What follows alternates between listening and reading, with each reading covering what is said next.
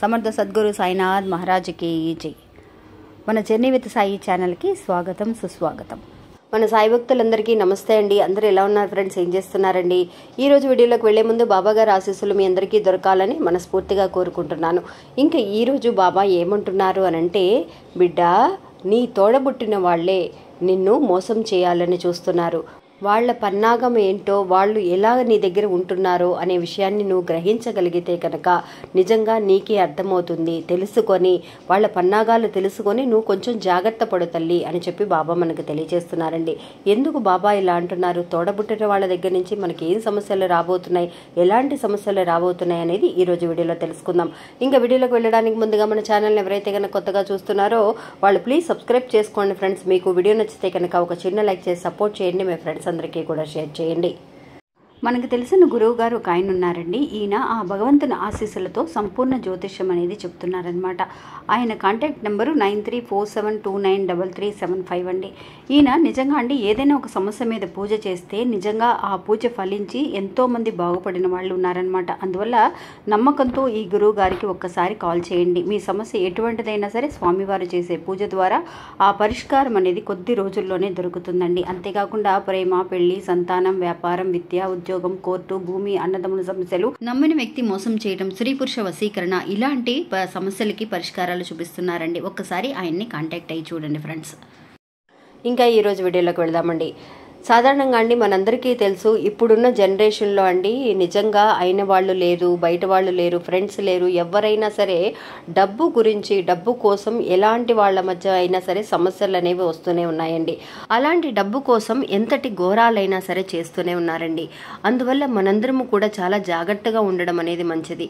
చాలామంది కూడా అడుగుతూ ఉన్నారండి, అక్క ఇప్పుడున్న రోజుల్లో ఎవరిని నమ్మాలో ఎవరిని నమ్మకూడదు అనేది కూడా తెలియటం లేదు అని చెప్పేసి అంటున్నారు. అని అంటే ఇప్పుడున్న సిచ్యువేషన్స్ మన చుట్టూ జరిగేవన్నీ కూడా అలా ఉన్నాయి కాబట్టి మనం చాలా జాగ్రత్తగా ఉండడం మంచిది. కానీ ఇంకా కూడా అంటే మా రిలేషన్స్ వీళ్ళు, మా అన్నదమ్ములు వీళ్ళు నాకు మోసం చెయ్యరు అని చెప్పి ప్రేమాభిమానాలతో ఉండేవాళ్ళు కూడా ఇంకా ఉన్నారండి. ఎంతోమంది ఉన్నారు.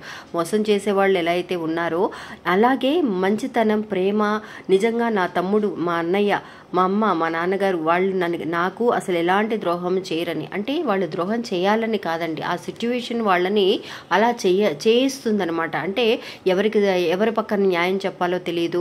నిజంగా డబ్బు అనేది ఎవరికి ఇస్తే ఒకరికి ఇస్తే ఒక ప్రాబ్లం వస్తుంది, ఇవ్వకపోతే ప్రాబ్లం వస్తుంది అని చెప్పేసి ఆలోచించడం వల్ల అనేక రకాల సమస్యలు వస్తూ ఉంటాయండి. అలాంటి సమస్యలు అనేవి ఎలా వస్తాయి అనేది ఈరోజు ఒక చిన్న కథ ద్వారా బాబా మనకి తెలియజేస్తున్నారండి. ఒక ఊర్లో అండి చక్కటి ప్రేమాభిమానాలతో కూడిన ఒక మంచి కుటుంబం అండి. ఈ కుటుంబంలో అమ్మా నాన్న, వాళ్ళకి 2 పిల్లలండి. అంటే ఒక కూతురు, ఒక కొడుకు అనమాట.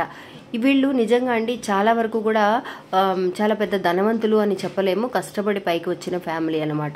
వీళ్ళందరూ కూడా అండి ఎంతో హ్యాపీగా ఉంటూ ఉండేవాళ్ళు. వీళ్ళ మధ్య ఎలాంటి ప్రాబ్లమ్స్ అనేవి లేవు. అంటే ప్రేమ మట్టికే వీళ్ళ మధ్య ఆ నమ్మకాన్ని తీసుకొస్తుందండి. ఎప్పుడు కూడా ఎవరికి ఎలాంటి ప్రాబ్లం వచ్చినా కూడా, అంటే అమ్మాయి ఫస్ట్ అండి, తమ్ముడు ఆ మగపిల్లవాడేమో తర్వాత పుట్టాడనమాట, అంటే తమ్ముడు అనమాట.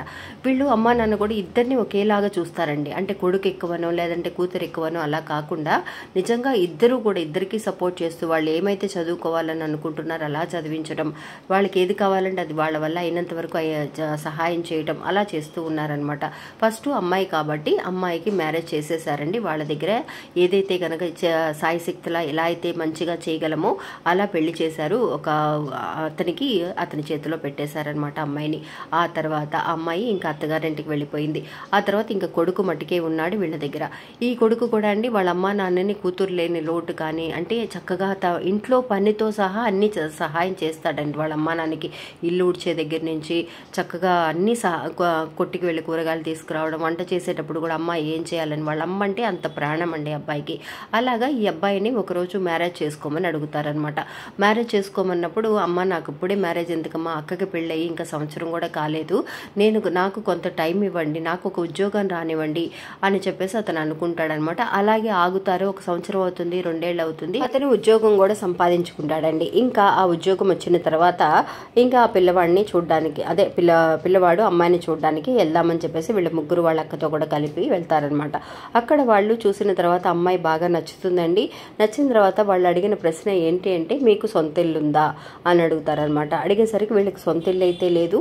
వీళ్ళు మామూలుగా అద్దీంట్లోనే ఉంటున్నారు, కొంచెం కష్టపడే కుటుంబమే కాబట్టి అయ్యో మేము అబ్బాయికి సొంతిల్లు ఉంటే ఇద్దామని అనుకున్నామండి, మాకు ఉద్యోగంతో పాటు ఇప్పుడున్న రోజుల్లో సొంతిల్లు లేకపోతే కష్టం కదా అని చెప్పేసి అని అనుకున్నప్పుడు, వాళ్ళు ఉద్యోగం చేస్తున్నారమ్మా, వాళ్ళు నిదానంగా కొనుక్కుంటారని అన్నా కూడా మేము కావాలంటే ఆగుతాము, వెయిట్ చేస్తాము, మీరు బాగా నచ్చారు, అబ్బాయికి కూడా అమ్మాయి బాగా నచ్చిందండి, అందువల్ల ఈ సంబంధం వదులుకోవడం వాళ్ళకి ఇష్టం లేదు, అందువల్ల ఏం చేస్తారనంటే సరే మేము ఇల్లు టైం ఇవ్వండి, నాకు ఒక 2 సంవత్సరాలు టైం ఇవ్వండి, ఈలోపు నేను కష్టపడి ఎలాగైనా సరే ఇల్లు సొంత ఇల్లు కొనుక్కున్న తర్వాత మీ అమ్మాయిని వచ్చి కలుస్తాను అని.